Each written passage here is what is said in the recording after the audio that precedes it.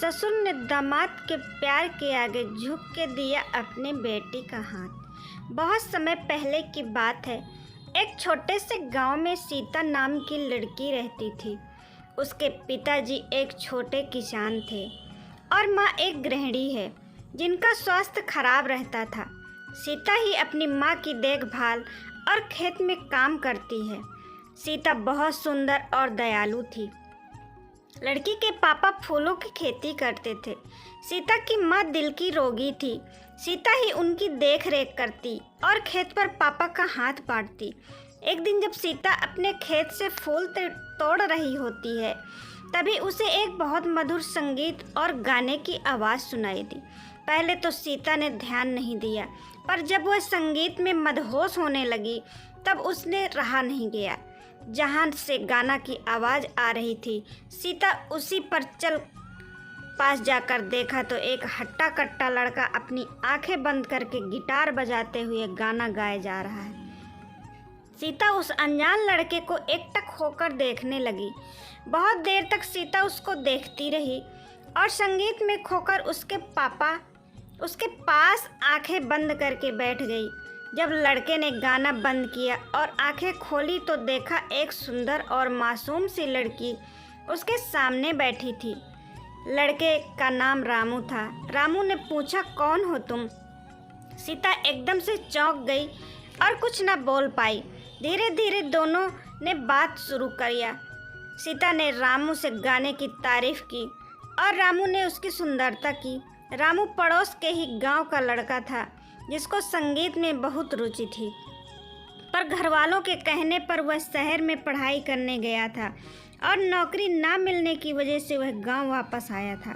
उस दिन दोनों बैठकर घंटों बातें करते रहे और दोस्त बन गए। सीता को रामू पसंद आ गया और दोनों रोज़ मिलने लगे। बहुत कम समय में दोनों एक दूसरे के प्यार में पड़ गए। सीता को अपनी किस्मत में पाकर रामू खुश रहने लगा, पर उसकी यह खुशी ज़्यादा दिन की नहीं थी। एक दिन सीता के पिता ने दोनों को एक साथ पकड़ लिया और रामू को दोबारा उसके गांव में आने से रोक दिया। सीता ने अपने पिता को समझाने की कोशिश की। उसके पिता एक गाने वाले के सख्त खिलाफ थे। जब सीता की माँ को यह पता चला कि उनकी तबीयत और बिगड़ गई, इस बात से परेशान होकर सीता ने रामू से फ़ोन पर भी बात करना बंद कर दिया। रामू ने मायूस होकर गांव को छोड़ दिया। देखते देखते समय गुजरता गया और सीता की शादी की बात चलने लगी, पर सीता अब तक रामू को भूल नहीं पाई थी। उसको रामू का वह वादा याद आता जो उससे करके गया था। चाहे कितना भी वक्त लग जाए, मैं एक दिन कामयाब होकर तुम्हें लेने ज़रूर आऊँगा। मैं मरते दम तक बस तुमसे ही प्यार करूँगा। तुम मेरा इंतज़ार करना। कभी कभी सीता को लगता कि रामू उसको भूल गया है और कभी कभी लगता वह जल्दी ही वापस आ जाएगा। ना जाने कितनी बेचैनी और दर्द में सीता जी रही थी। ना वह किसी से कुछ कह सकती थी और ना अपने प्यार को भूल सकती थी। एक दिन एक लंबी सी गाड़ी उसके घर के बाहर रुकी, जिसके पीछे गांव के बच्चे दौड़ रहे थे। इससे पहले गांव में इतनी महंगी गाड़ी कभी नहीं आई थी। गाड़ी देखकर ही मोहल्ले के सभी लोग जमा हो गए। आराम से घर के गेट खोलते हुए जैसे ही रामू अंदर पहुंचा, सीता ने देखते ही उसे दौड़कर गले लगा लिया। सीता की माँ भी अंदर लेटी थी। रामू और सीता दोनों को गले लगाकर रोने लगी। दोनों एक दूसरे के प्यार को महसूस कर रहे थे।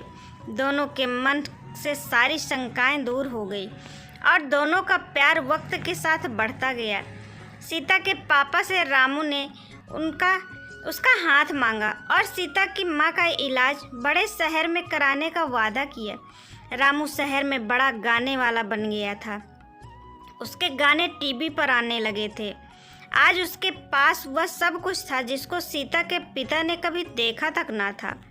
उसके पास शहर में कई बंगले और कारें थी। सीता के पिता इस बार रामू को मना नहीं कर पाए और दोनों के प्यार को देखकर झुक गए और दोनों की शादी धूमधाम से करा दी। सीता और रामू ने अपना पूरा जीवन खुशी खुशी बिताया। और जब वह शहर से बोर हो जाते तब वही उसी खेत के पास आते जहां वह पहली बार मिले थे। आशा करती हूँ दोस्तों आज की कहानी आप सबको पसंद आई होगी। पसंद आई हो तो प्लीज़ लाइक शेयर कमेंट ज़रूर करिएगा। चैनल पर न्यू हो तो सब्सक्राइब करिएगा। धन्यवाद दोस्तों।